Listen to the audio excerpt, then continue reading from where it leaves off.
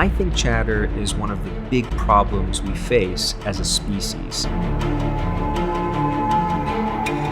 First, it makes it incredibly hard for us to focus. It's an incredible problem-solving device.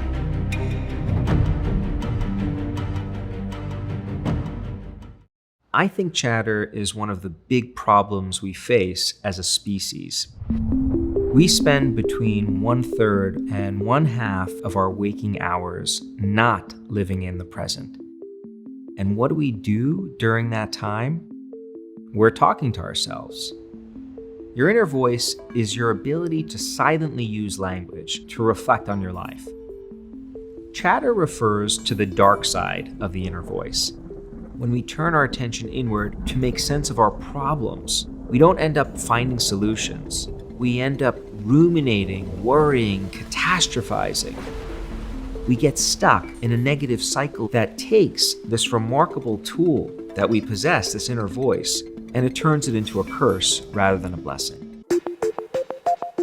In terms of whether there's an evolutionary purpose to the inner voice, many scientists believe that language is a tool that helps us navigate the world. And our ability to use language not only to communicate with others, but to communicate with ourselves provides us with a survival advantage. It's an incredible problem-solving device. At the most basic end of the spectrum, our inner voice is part of what we call our verbal working memory system. It's a basic feature of the human mind that helps us keep verbal information active in our heads. Our inner voice also lets us simulate and plan. So before a big presentation, I'll go over in my head what I'm going to say. What are the different talking points that I'm going to run through? I'll hear what questions the audience is going to ask me, and then I'll respond in turn. I'm simulating that exchange, and I'm using my inner voice to help me do that. Our inner voice helps us control ourselves. Think about the last time you may have wanted to reach for a treat late at night, but then you think to yourself, don't do it. You'll regret it in the morning. That's your inner voice. And then finally, the inner voice helps us storify our lives. Many of us turn our attention inward to come up with some narrative that explains our experiences in ways that give shape to our understanding of who we are, our identity. So sometimes this inner voice can be an incredible source of help, but at other times, it can really sink us. First, it makes it incredibly hard for us to focus. Chatter consumes our attention. Chatter can also create friction in your relationships because you're talking about your problems over and over again and not being a great listener to others. It can also make us more irritable and lead to something called displaced aggression. Finally, we know that chatter can have severe negative physical health effects. You've probably heard that stress kills. That's not exactly true.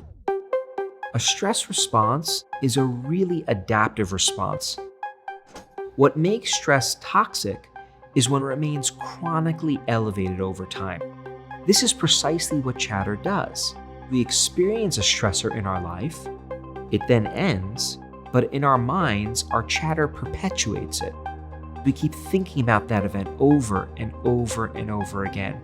And that keeps that stress response active in ways that can predict things like cardiovascular disease, chronic inflammation, and even cancer.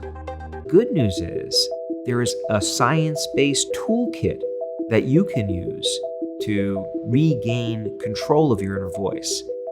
There are things we can do on our own, ways of harnessing our relationships with other people, and even ways of interacting with physical environments.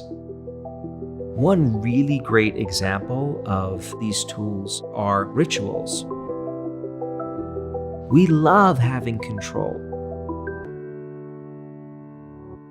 When you experience chatter, you often feel like your thoughts are in control of you. one of the things that we've learned through science is that we can compensate for this feeling out of control by creating order around us.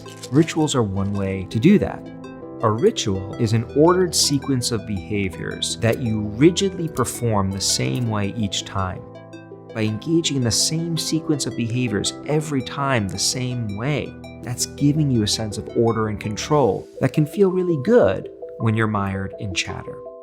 The tennis great Rafael Nadal, he said the hardest thing that he struggles to do on the tennis court is manage the voices inside his head. He engages in rituals. During breaks between play, he goes over to his bench.